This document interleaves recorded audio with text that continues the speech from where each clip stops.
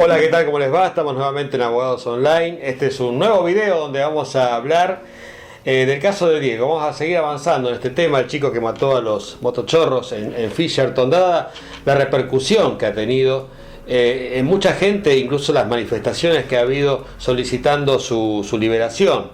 Vamos a hablar con un profesional sobre este tema y también vamos a ver qué tan lejos estamos en nuestro país de llegar a tener un juicio conjurado, como para dar al público también participación en este tipo de litigios. Estamos con el doctor Gustavo Escabuso. ¿Qué tal, Gustavo? ¿Cómo estás?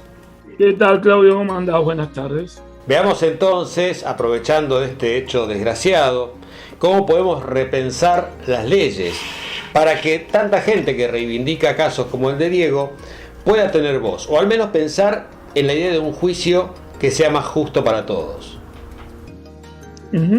Bueno, a ver, empecemos por el principio. Yendo al caso concreto del chico en cuestión, yo creo que es un caso de homicidio. O sea, que él es una víctima de un delito es innegable, nadie discute su condición de tal. Ahora, la cuestión es si la víctima puede o no hacer lo que este chico hizo. Y evidentemente que no. La condición de víctima no te habilita a tomar justicia por mano propia. Y perdón a los que opinan distinto, pero hubo iter criminis. Iter criminis es la intencionalidad de cometer el hecho, ¿no? Para que nos entendamos. El hecho había terminado, por eso no podemos hablar de un caso de defensa propia. Digamos, ya el hecho había terminado, los tipos se escaparon. Es discutible lo de la moción violenta, 6 cuadras de moción violenta son 600 metros. ¿Qué pasaba si atropellaba a gente que estaba vestida parecido a los ladrones o cuando se sube a la vereda atropellaba a un nene chiquito o a una señora mayor? Ya también se evalúa en la calificación y en la imputación del hecho el riesgo, inclusive hasta le correspondería la particularidad de lo llamado el dolo eventual, vale decir que la persona se representa al riesgo que genera y sin embargo actúa igual. Algunos alegan que podía ser emoción violenta porque termina chocando contra el árbol como si no lo vio, o sea, estaba tan enceguecido. Ahora, ¿para qué se subió a la vereda? Digamos, ¿no? Al subirse a la vereda es una suerte que nadie se haya asomado desde su casa al escuchar los ruidos y hubiera habido una víctima más, en este caso inocente, ¿no? Exactamente, podría haber provocado un desastre. Y un poco lo que dicen los padres de los delincuentes, porque los que murieron también, vamos a decir la verdad, eran delincuentes, iban armados, independientemente de que el arma anduviera o no. Dice, mi hijo merecería estar preso, no muerto. Y bueno, por ahí tienen razón. Ahora, si ellos lo hubieran educado un poquito mejor, a lo mejor no hubieran sido delincuentes. Entonces, perdón, no pretendo ser indolente ante el dolor de nadie. Digo, a mí me entraron a robar a mi casa y no es una experiencia agradable. Digo, conmigo adentro, ¿no? No estoy hablando desde el rol de abogado. También fue víctima de delito y no una vez, 2 veces, estando yo adentro. A mí no se me ocurrió cuando los delincuentes se fueron de mi casa a buscarlo con el auto para pasarlos por arriba. Y eso no deja de ser una barbaridad. Ahora, qué sé yo. Uno no sabe cómo va a reaccionar ante determinado estímulo. Y eso es cierto también.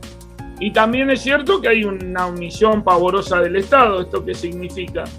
Que si hubiera habido una buena actividad preventiva de la policía, que es la representante del Estado en la persecución del delito, a lo mejor este hecho no hubiera ocurrido. Bueno, pero dejando de lado la enajenación del momento que puede durar algunos segundos, minutos quizás, el hecho de que estos ladrones huían con una cantidad importante de dinero, esto puede provocar en cualquier persona la desesperación por recuperarlo y esto llevarlo a un estado de furia que perdure todo el tiempo que fuera necesario hasta conseguirlo por cualquier medio. Pero hay una doctrina generada por un camarista penal de acá de Rosario, que es el doctor Ríos, ya jubilado, que habla del trading de valores, entre el valor vida y el valor propiedad, que es más importante. ¿Me entendés? Digo, justamente esa teoría de crédito de valores servía para que cuando hubiera alguna ilegalidad, él planteaba el ejemplo que vos allanabas una casa sin orden de allanamiento, pero encontrabas un cadáver. Entonces, más allá de que el acceso a la vivienda fuera ilegal, vos no podés dejar de investigar por qué está ese cadáver allí. Esto es más o menos lo mismo, digamos. En este caso, ¿qué es más importante? ¿Los $2.000 y $2.000 que llevaban en la mochila o la vida de los dos tipos que cercenó? Me explico un poco, reitero, todo el hecho es desgraciado. Es una barbaridad que haya pasado una cosa así. Bueno, para él era más importante recuperar el dinero que la vida de estos dos tipos, que no solamente que no los conocía, sino que además habían tenido hacia él una actitud violenta. Digo esto en el afán de entender qué fue lo que pasó por la cabeza de Diego, o sea, no es en el afán de justificarlo, ¿no?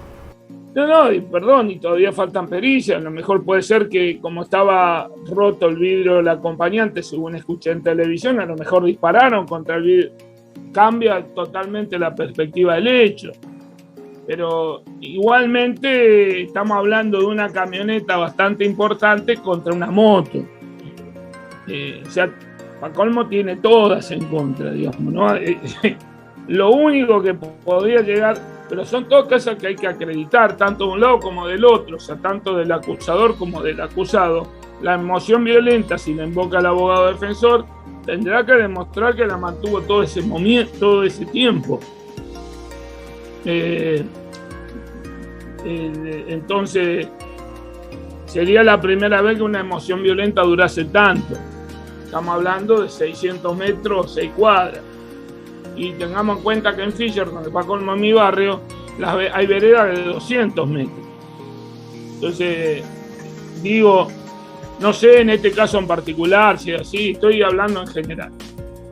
Bueno, pero vamos a lo que me parece, o sea, nosotros eso ya lo tendrá que definir el fiscal y el juez interviniente y las partes, y esperemos que salga lo más justo. Es más, si vos me preguntás a mí, creo que el fiscal le imputó la menor escala penal que podía, que era el homicidio simple.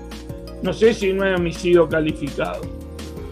Por lo que yo decía, la desproporción entre la camioneta y la moto. Pero bueno, el fiscal es el que está en la causa. Bueno, intentemos tener alguna contemplación hacia el acusado, que en definitiva fue la primera víctima del hecho, en función de la cantidad de reclamos.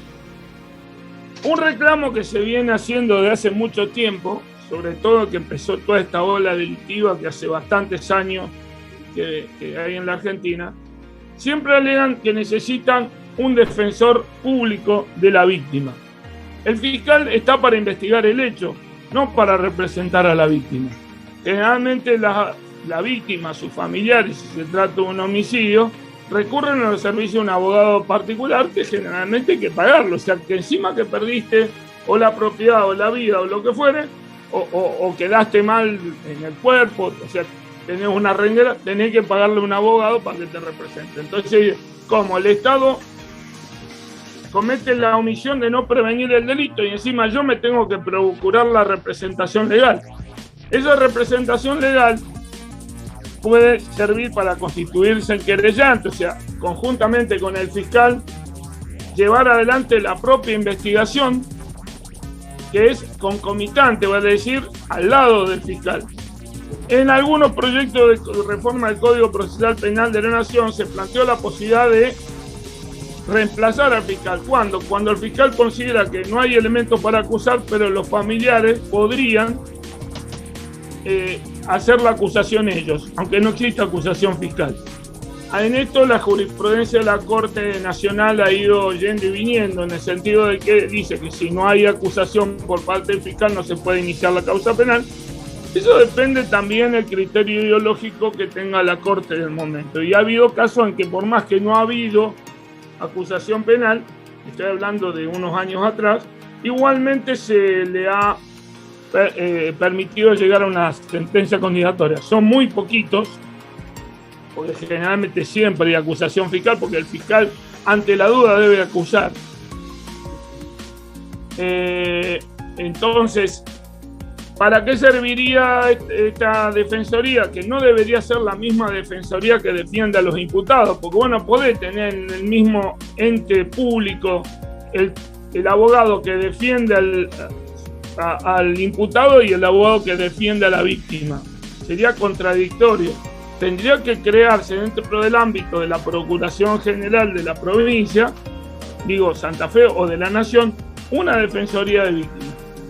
Cuestión de que una persona no tiene medios para contratar un abogado que represente sus intereses y darle un rol más activo a las víctimas. La víctima es como que es más importante el imputado que la víctima, y la víctima no solamente está para aportar elementos probatorios o obtener una indemnización por el daño que se le ocasionó. También puede ser quien lleva adelante la acusación, inclusive, por ejemplo, vi la documental de los García Belsunce a instancia de la madre de García Belsunce. Ahora se va a iniciar un juicio contra Pachelo. Un típico caso donde el fiscal no estaba de acuerdo y sin embargo a instancia de eso se va a hacer entonces, y yo creo que debería darle un rol más activo. Para mí debería ser un ente distinto el que representa a los imputados, el que representa a las víctimas. Poder constituirse en querellante, poder aportar pruebas a la causa, porque la investigación que lleva a cabo el abogado que representa a las víctimas, muchas veces el fiscal no la tiene en cuenta, pero obtiene más pruebas que el fiscal. No siempre, digo, generalmente el fiscal tiene más medios que un abogado particular para investigar cosas, pero por ahí pueden ver un aspecto del hecho que el fiscal lo encara por otro lado. Y el juez tiene la obligación, al menos en teoría, de tener tanto en cuenta las pruebas producidas por la fiscalía como producidas por la querella.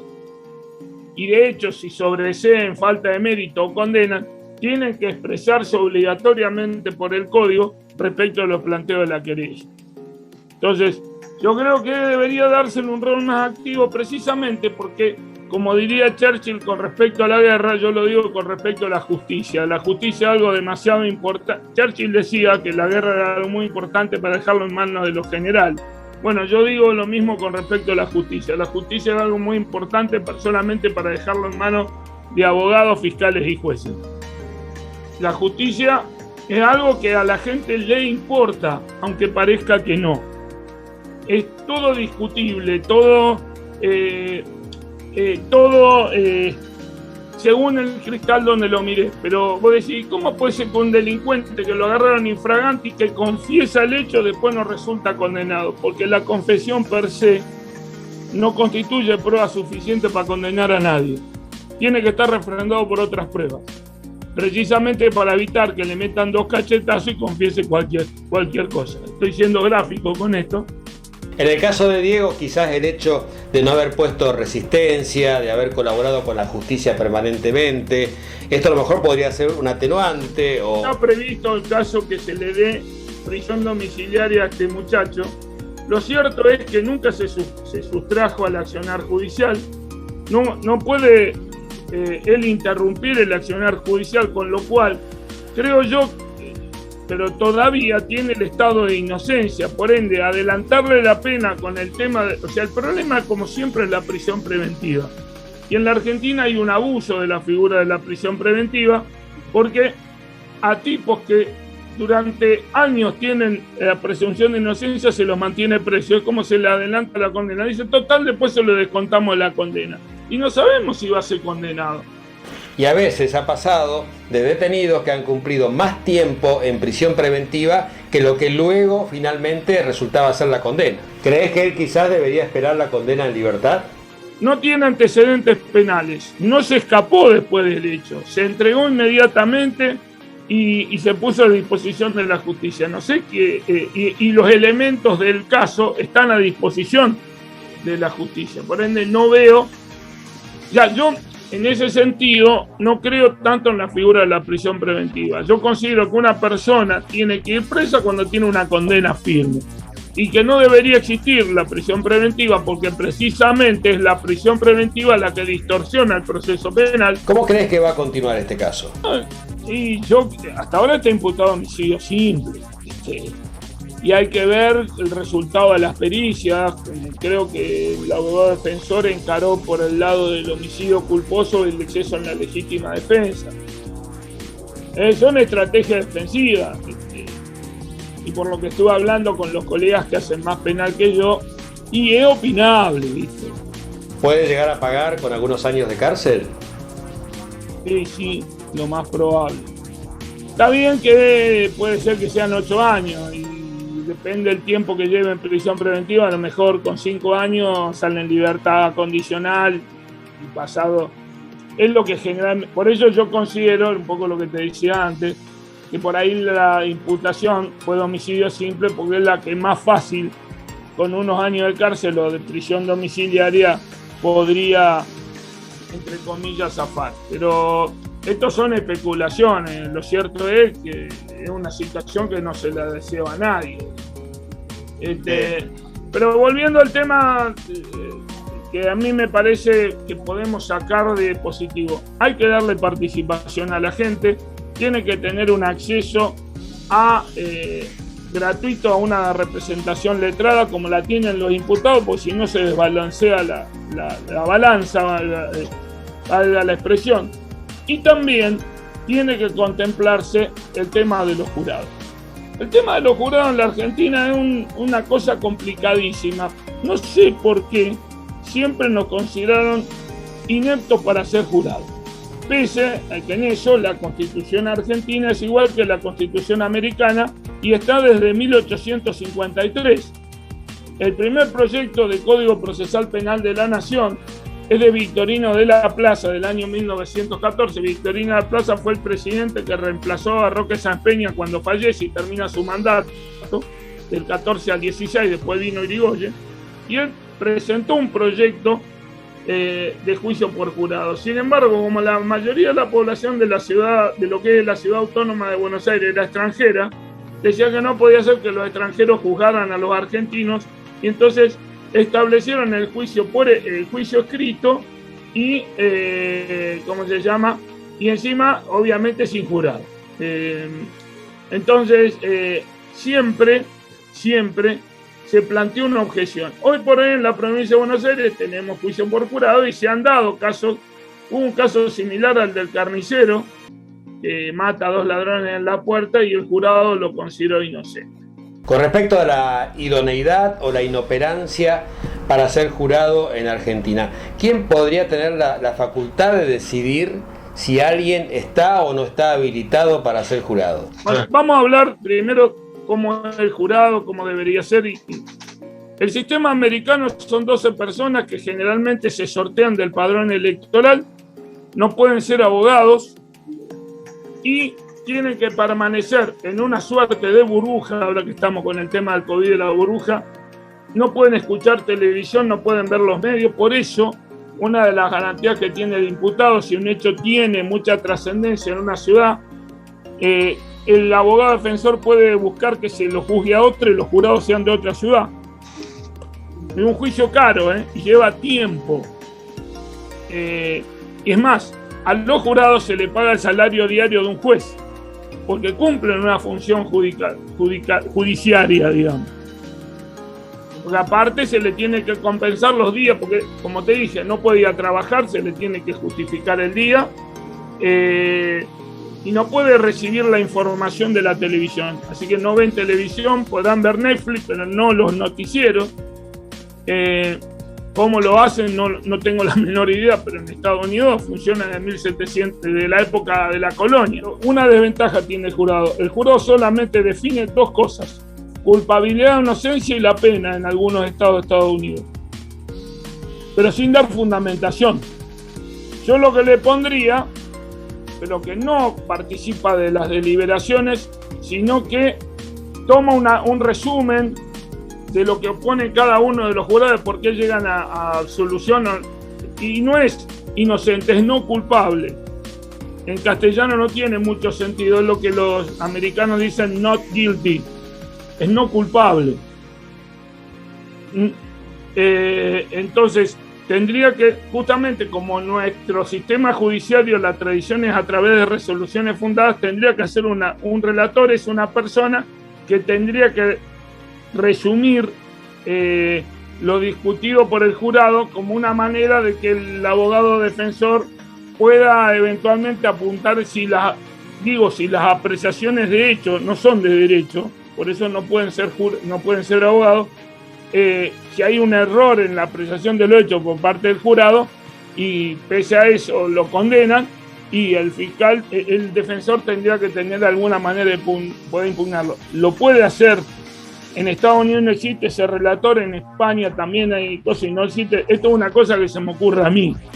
Algunos me dirían que es una payasada, pero a lo mejor, bueno, una de las características del juicio por jurado es que no tiene fundamento. Eso en el sistema americano, canadiense, inglés, neozelandés, sudafricano y australiano. Y por el otro lado, el sistema europeo, centroeuropeo, que es el del jurado escabinado. Son 3 jueces no letrados y 2 jueces leves. Forman un tribunal colegiado, se sortea de la misma manera que en Estados Unidos, o sea, por el padrón electoral. Antes de designarlo, tanto en el sistema americano como en el sistema escabinado, tanto el fiscal como el defensor pueden interrogar a los eventuales candidatos para ver si lo aceptan o no lo aceptan, porque si una persona viene y dice, y yo estoy plenamente a favor del pibe, el fiscal lo va a impugnar. ¿Me entendés? O sea, usted puede analizar esta situación lo más, y si la persona dice que sí, en la medida que sea aceptado por las dos partes, puede ser jurado o escabino, en el caso que fuera escabinado. Este fue el proyecto que presentó de Código Procesal Penal a Alfonsín a través del doctor Mayer en el año 86, pero que nunca fue sancionado. ¿En estos sistemas la opinión del jurado es lo que define el juicio? No, el jurado lo que determinaría sería culpabilidad o inocencia. Ahora, lo importante son las instrucciones que el juez le da al jurado para que tome en cuenta y arribar a una resolución. Y tiene que ser por unanimidad. En Estados Unidos basta que un jurado manifieste dudas para que se anule el juicio y se inicie de vuelta con un jurado distinto. Bueno, la intención de este video es, como siempre, dar a conocer cuáles son las condiciones que plantea la justicia, intentar entender los fallos y además analizar una nueva justicia, ¿por qué no?, para nuestro país, más plural, con más voz de todos los sectores afectados, aunque algunos hechos no ofrezcan muchas opciones de análisis, dada su contundencia. El defensor, yo lo conozco, es muy buen defensor. Si él planteó la estrategia esta ¿cómo se llama?, del homicidio culposo, porque bueno, siempre que hay involucrado una moto y una camioneta, uno apunta a la figura del homicidio culposo como del accidente, digamos. Y bueno, él tiene acceso a la causa que ni vos ni yo lo tenemos. Solamente opinamos por lo que vemos en televisión o lo que escuchamos por ahí. Y creo que está bien, qué sé yo.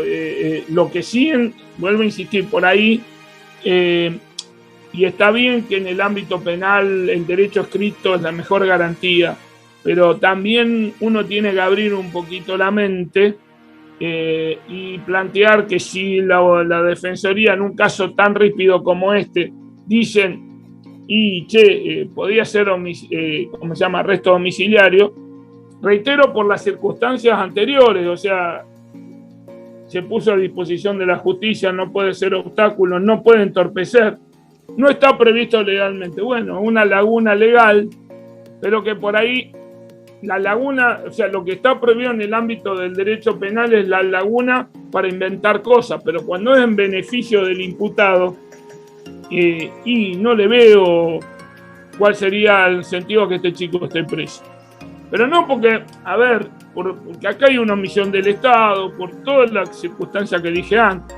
Ahora, el delito no es carcelable, el accionar de este chico fue total y absolutamente imprudente y podía haber provocado una tragedia mayor atropellando a gente que no nada que ver.